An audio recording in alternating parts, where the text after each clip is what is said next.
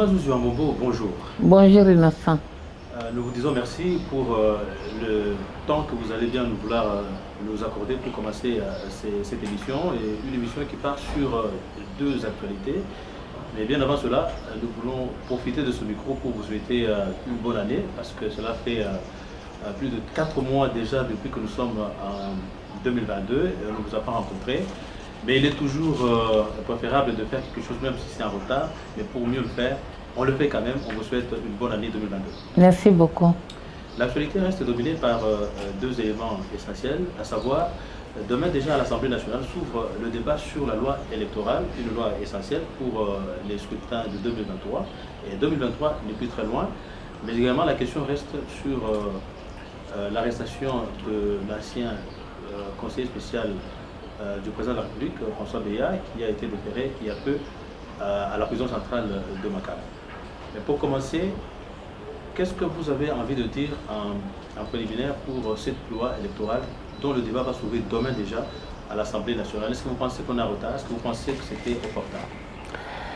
Je pense que les élus ont eu raison d'inscrire à l'ordre du jour de cette session la révision de la loi électorale.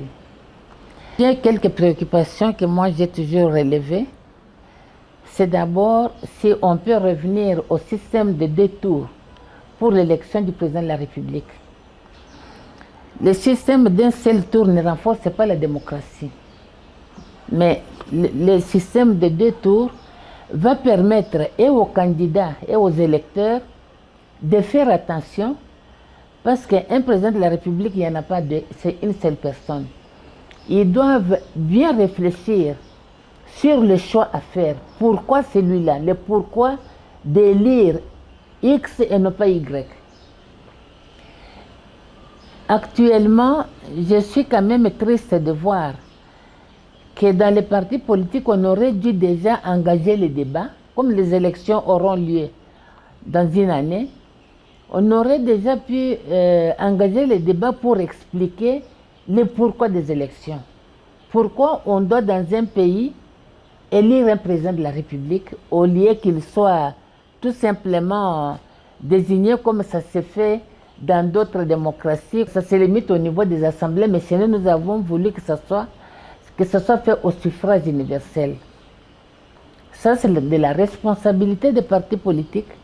C'est de la responsabilité des sociétés civiles qu'on explique aux Congolais le pourquoi des élections et quel est le rôle du président de la République. Est-ce que vous voulez dire que vous pensez qu'il faut, avant qu'on en arrive aux candidats qui vont représenter soit un parti politique ou le regroupement politique, mais qu'au sein de ce regroupement et des partis politiques, il y ait déjà ce qu'on appelle les primaires comme sous autres cieux? Oui, même si on ne fait pas les primaires, mais ne fût-ce qu'expliquer à la population l'essence des élections, pourquoi on doit élire.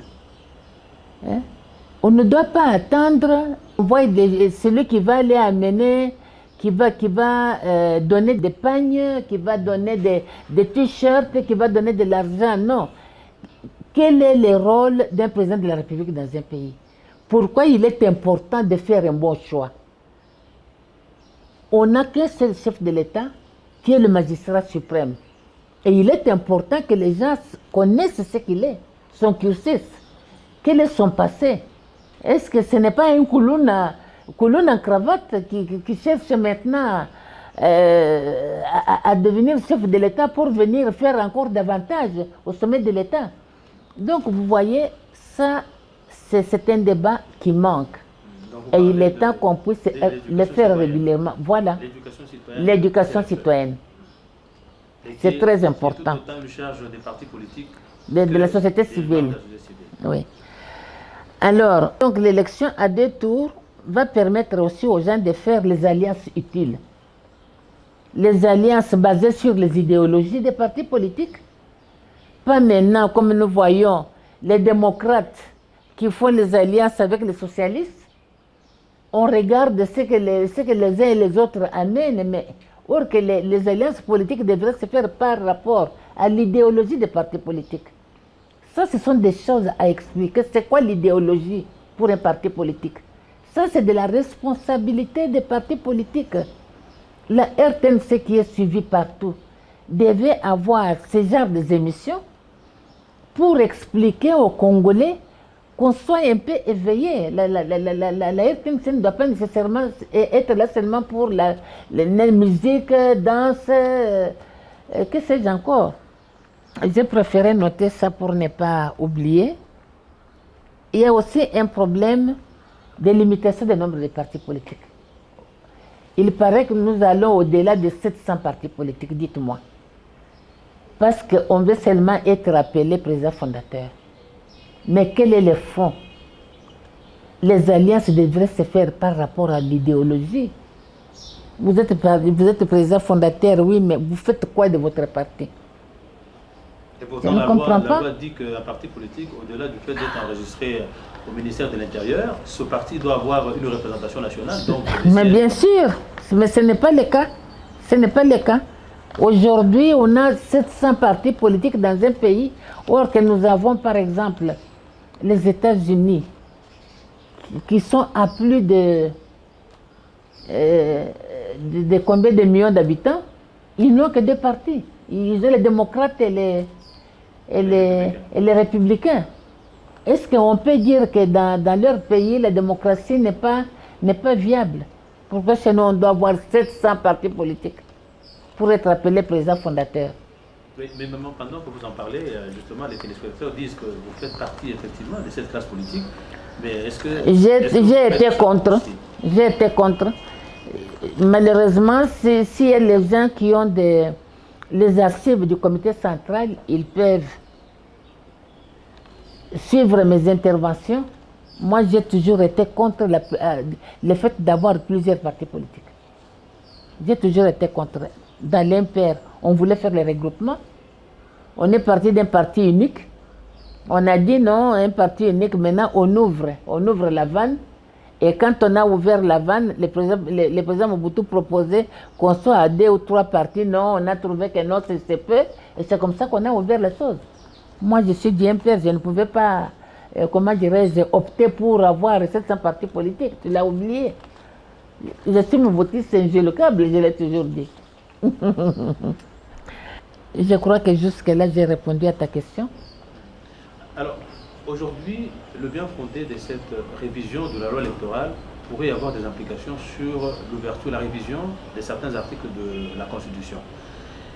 En dehors des candidatures, de manière générale, il y a une matière spécifique et le président de la centrale électorale, actuellement Dédi Kadima, avait déjà donné le ton pour que les candidatures féminines soient de plus en plus encouragées.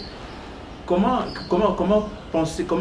vous réagissez à cette prise de position et quelles sont les possibilités que vous faites, vous, personnellement, parce que vous êtes concerné, vous faites partie de la catégorie justement des femmes, on a toujours dit que les femmes sont discriminées. Bon, c'est vrai, parmi les points qui nécessitent l'attention de nos élus, il y a ce problème-là que le président de la CENI a relevé. Vous savez, pourquoi moi je pense que c'est nécessaire qu'il puisse préciser que les femmes soient nombreuses. Parce qu'aux élections, aujourd'hui, vous savez que chez nous, les élections, c'est un problème d'argent. Pour aller aux élections, comme on avait dit que les femmes n'ont pas des hypothèques à aller donner pour avoir de l'argent à battre la campagne. Donc, on devrait donner la possibilité à tout le monde, d'abord qu'on puisse laisser cette affaire de gouverneurs originaires. Ça bloque la démocratie. On doit revenir au système des gouverneurs nommés. Et là, on aura les compétences. Aujourd'hui, on tient compte, la caution à donner est exagérée. Et si vous n'avez pas de l'argent pour battre la campagne, qu'est-ce que vous allez faire? Or, rien ne prouve qu'il n'y a que ceux qui ont de l'argent qui sont intelligents. C'est faux. On prive aux citoyens qui ont la compétence, qui ont la crédibilité, parce qu'ils n'ont pas de l'argent, la possibilité de postuler. C'est pour cela, moi, je pense que si on peut vraiment revenir au système de gouverneurs nommés, on aura les compétences, on aura les gens qui vont vraiment servir le pays. Regardez aujourd'hui, les gouverneurs originaires, il y a des conflits dans toutes les provinces. Entre les gouverneurs et les conflits tribaux, entre les gouverneurs et les présidents des assemblées. Mais ça retarde la démocratie, ça retarde le développement des provinces. Vraiment, si on peut penser à revenir sur le gouverneur nommé, vous verrez que nous allons avoir les gens de valeur comme on les avait dans le temps. Est-ce que vous voulez dire que par la nomination des gouverneurs, puisque vous avez anticipé avec cette question, par la nomination des gouverneurs, vous espérez que la Constitution, à ce niveau-là, pourrait-elle être respectée, notamment la parité en ce qui concerne le quota des femmes? Bien sûr, on doit exiger la parité parce que dans les partis politiques, il y a beaucoup de gens qui ne sont pas bien. Les femmes n'ont pas des hypothèques à donner en garantie pour avoir beaucoup de moyens et battre la campagne. Donc, si dans un parti politique, on sait que nous avons l'obligation d'avoir les femmes dans notre parti comme candidats, vous allez voir que ça va changer. À ce moment-là, le président du parti fera tout pour que dans le recrutement des militants du parti, qu'il puisse aussi avoir les femmes intelligentes, les femmes qui peuvent occuper les grandes fonctions. Les femmes sont très importantes parce que les femmes sont des éléments modérateurs. Jamais vous trouverez une femme qui va accepter que le sang coule. Nous connaissons la douleur de l'accouchement. Les choses vont se faire avec moins de passion. Vous verrez que les choses vont se faire dans le calme. On va éviter des conflits. Moi, vraiment, je les félicite pour avoir relevé cela. Il faut que les partis politiques et les responsables de la société civile puissent s'investir dans cette année qui nous sépare de l'année électorale pour expliquer à leur base l'importance des élections et l'importance d'avoir les femmes dans les instances de décision. Alors, maman, dernièrement, vous avez reçu une visite d'une dynamique des femmes qui sont des candidates gouverneurs, parce que dans les jours qui viennent, il y aura l'élection des gouverneurs, et ces femmes sont venues chercher auprès de vous un soutien, mais malheureusement, parmi ces femmes gouverneurs, il y en a qui ont été recalées, simplement parce qu'il y a eu des accointances politiques, tout ce que vous dénoncez. Mais qu'est-ce que vous voulez dire à ce stade, moins de 50 sur l'ensemble des provinces qui sont concernées par l'élection des gouverneurs? Bon, j'ai été émerveillée de recevoir ces dames qui sont candidates aux élections de gouverneurs. Je les ai beaucoup encouragées. Je leur ai dit que être gouverneur, c'est une fonction très importante. On représente le chef de l'État dans sa province. On coordonne toute l'administration provinciale. On a la responsabilité de l'armée et de la police. Je leur ai donné beaucoup de choses sur lesquelles ils devaient faire attention, notamment tenir régulièrement un conseil de sécurité pour parler de la situation de sécurité dans la province. Elles étaient aussi très contentes. Vous savez, il est plus facile d'être ministre du gouvernement central que d'être gouverneur. Pour être gouverneur, il faut quand même avoir beaucoup de courage pour les problèmes, les difficultés qu'on va rencontrer, pour ne pas accepter non plus qu'on vous fasse avaler n'importe quoi. Il faut être réveillé. Il faut vous donner plus le temps de lire les rapports qui viennent de l'ANER, les rapports qui viennent être en contact avec les présidents, avec les commandants de l'armée, de la police, pour connaître ce qui se passe dans la province. Malheureusement, j'ai appris qu'il y en a qui ont été décalés, qu'on avait enlevés sur la liste. C'est ça le combat que nous devons mener. Il y a des gens qui ne comprennent pas que l'histoire de faire la distinction entre hommes et femmes. Vous êtes homme, je suis femme, mais nous avons le même cerveau. Pourquoi faut-il écarter une femme parce qu'elle est femme? Et ce sont souvent les phallocrates et les complexés qui font ces gens-là. Mais les hommes qui sont vraiment, qui sont des grands messieurs qui ont compris les choses, ils ne le font pas. Moi, je n'ai pas des amis femmes. Tous mes amis sont des hommes. On se téléphone de temps en temps lorsqu'il y a les problèmes d'actualité pour échanger, pour se donner les idées, on prend les initiatives ensemble. C'est ça la vie. Bon, j'espère qu'au moment des élections, les électeurs tiendront compte de ces femmes-là, parce que si on a plusieurs femmes à la tête de nos provinces, vous verrez que dans les provinces qui seront dirigées par les femmes, il y aura moins de détournements, il y aura moins de problèmes que ce que nous rencontrons aujourd'hui. Les problèmes de détournement dans notre pays, c'est toujours en termes de millions. Je ne sais pas d'où vient cette affaire. On ne parle pas de centaines, mais on parle de millions et de milliards. Les gens ont un courage que je ne m'explique pas. Quand on vous donne les fonctions officielles, on vous donne la possibilité d'aider ton pays, on te donne la possibilité de servir la nation, mais on ne te donne pas la possibilité d'aller voler pour t'enrichir. Il y a un secteur qui te permet d'avoir les moyens, ce sont les affaires. Ce sont les affaires. Si tu choisis un bon domaine, un bon secteur, ça peut te permettre d'avoir plus de moyens qu'un salaire, au lieu de faire ce qu'ils font là. Bon, évidemment que le président de la République ici a nommé l'IG.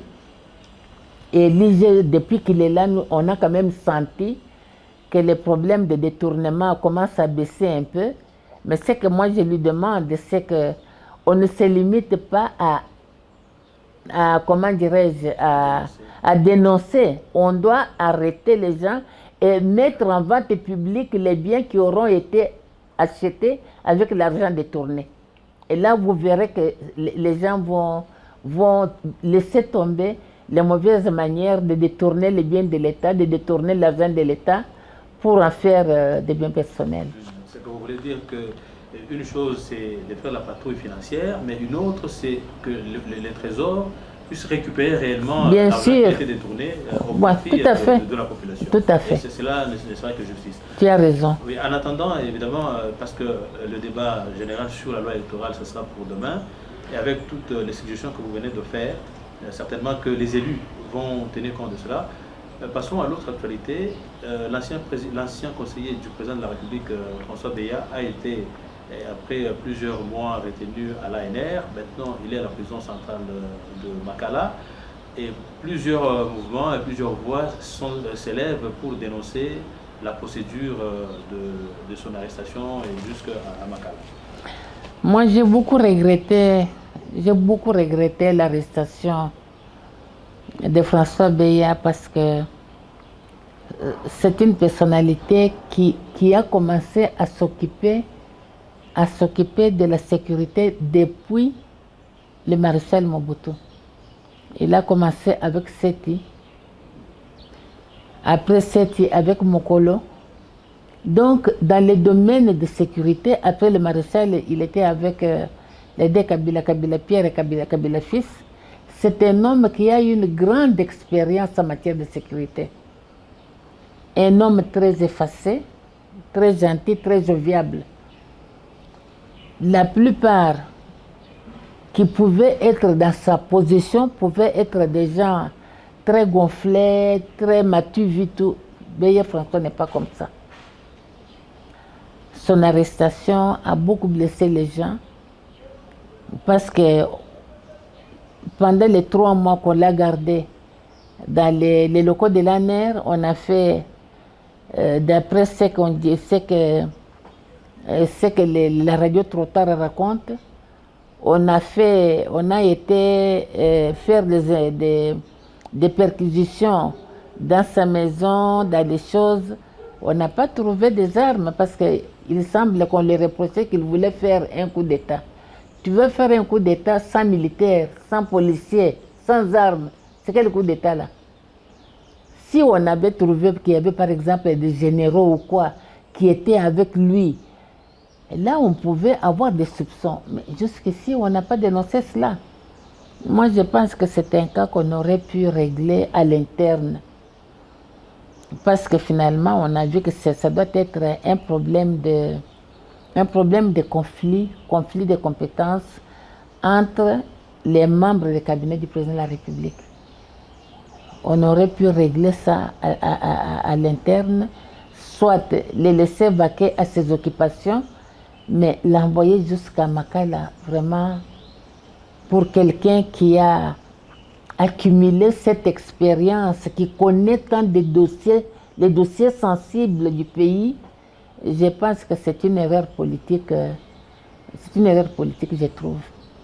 Si on peut se retrouver, comme il est déjà à l'auditorat, là aussi il y a des magistrats compétents, les magistrats qui maîtrisent et la politique du pays et ces domaines-là, je suis sûr qu'on finira par le libérer.